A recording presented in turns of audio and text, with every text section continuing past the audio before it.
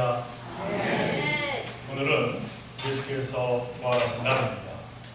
우리 함께 서로 인사하겠습니다. 예수 그리스도의 부활을 축하합니다.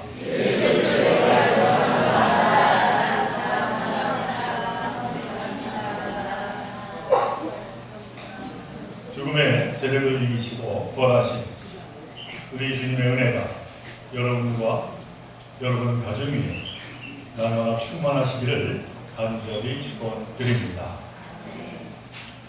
오늘 이렇게 부활절을 맞이하게 되었습니다. 그런데 예수님의 이 부활 사건은 실질적으로 예수님의 탄생 그 이상으로 기독교 신앙의 핵심이라 말할 수가 있습니다. 그러니까 사실상 기독교 신앙의 모든 것은 예수 그리스도의 부활에서 시작된다 라고 하는 것이죠. 우리가 잘 알고 있듯이 사도 바울이 기독교인들을 박해하다가 그가 갑자기 회심하게 된 그 계기가 무엇입니까? 부활하신 예수님과의 만남 때문이었습니다.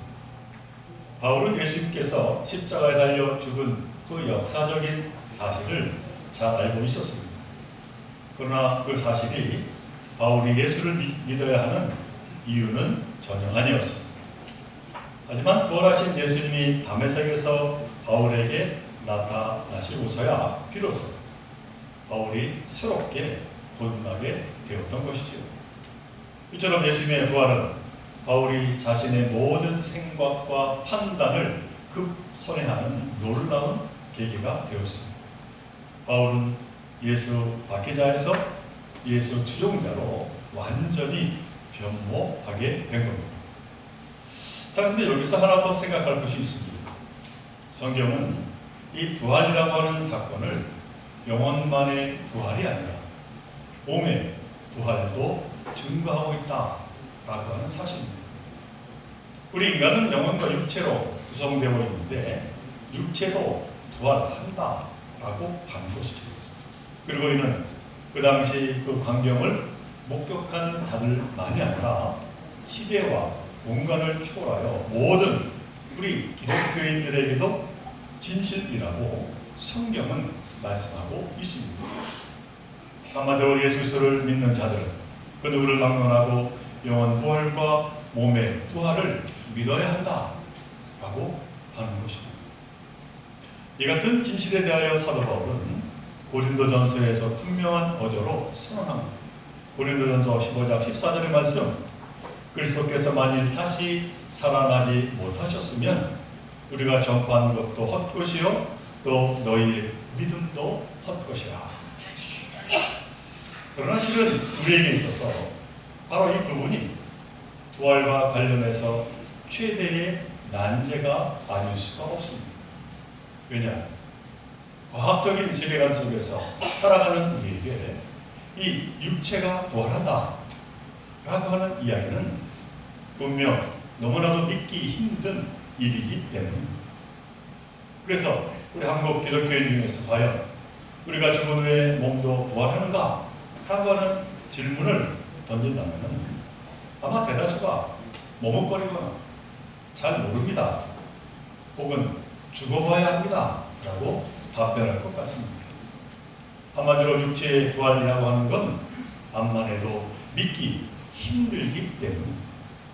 합리적인 사고를 하고 있는 지금 현대인들에게 부활은 2000년 전에 일어난 매우 특별하고도 또한 한편으로 기이한 사건일 뿐입니다. 자, 그런데 이러한 부활의 진실성에 대한 우리의 의심은 비단 오늘만의 이야기가 아니었습니다.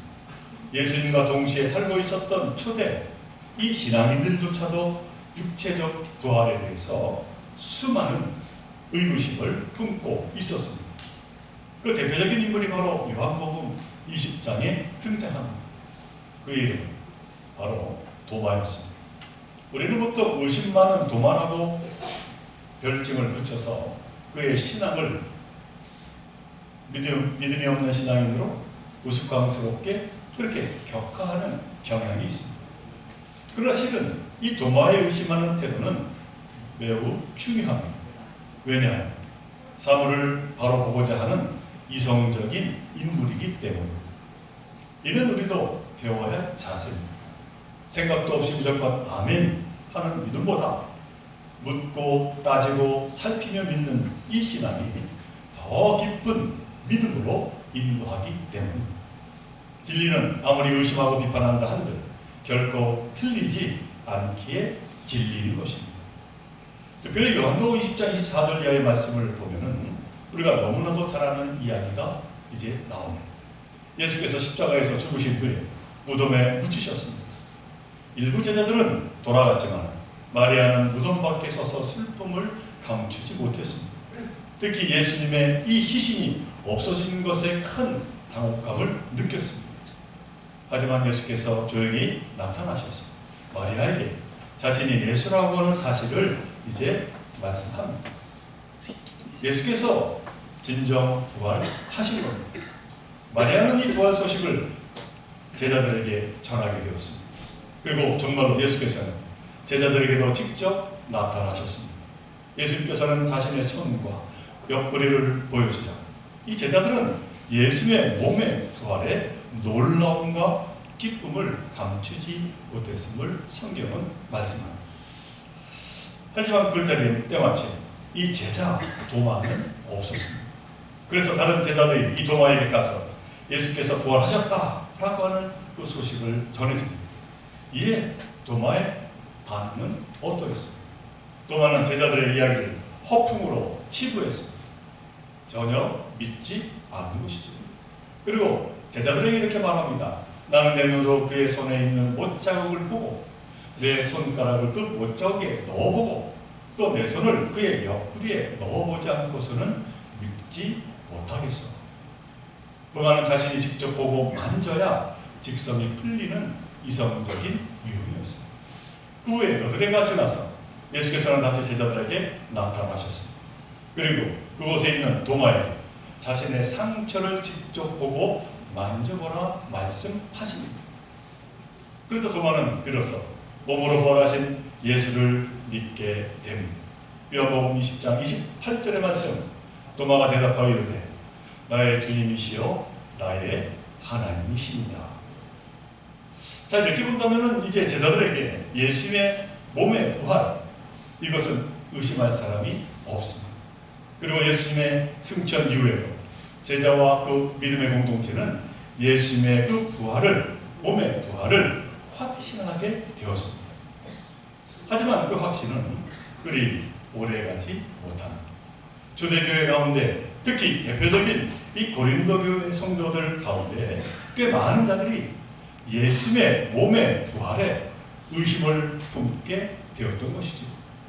그래서 이 고린도 교인들은 예수님의 영의 부활은 믿었지만 이 부활을 직접 목격하지 않았기에 죽은 자의 그 몸은 부활하지 않는다. 그렇게 그들은 주장하기에 이릅니다. 그런데 이는 사실 새로운 주장은 아니었습니다. 그것은 그 당시 바로 그들을 그 시기를 풍미하던 헬라, 그리스 철학이라고 하는 시대적 흐름 때문이었습니다. 그 그리스 철학 중 하나의 논리는 영혼 불멸 사상이었습니다. 인간의 몸과 영혼은 구별된 것이고 영혼만이 신적이고 불면의 본성을 갖고 있기에 몸의 부활은 터무니없는 것이라 그들은 그렇게 말했습니다. 뿐만이 아니라 이 몸은 영혼의 활동을 저해하고 결국 소멸하는 하찮은 것이라 그들은 치부했습니다. 이에 고린도 교우들 역시 그 헬라 그리스 사상의 지배를 받고 있었기에 예수님의 몸의 부활은 말도 안 되는 것이라고 그들 또한 여기게 되었던 것입니다. 그러자 이에 대해서 사도 바울은 그들을 향하여 새로운 주장을 펼칩니다. 영혼만 부활하는 것이 아니라 몸도 부활한다는 것이죠. 그리고 몸의 부활이 왜 중요한지를 이제 고린도 교인들에게 설명해 줍니다. 그 설명의 말씀이 바로 오늘 그 본문 고린도전서 15장 12절 이하의 말씀인 겁니다. 바로 오늘 본문을 통해서 세 번에 걸쳐서 자신의 논리를 펼쳐나갑니다. 그 첫째는 13절 말씀으로 만일 죽은 자의 부활이 없다면 예수께서도 살아나지 못하셨을 것입니다. 그렇게 전제합니다.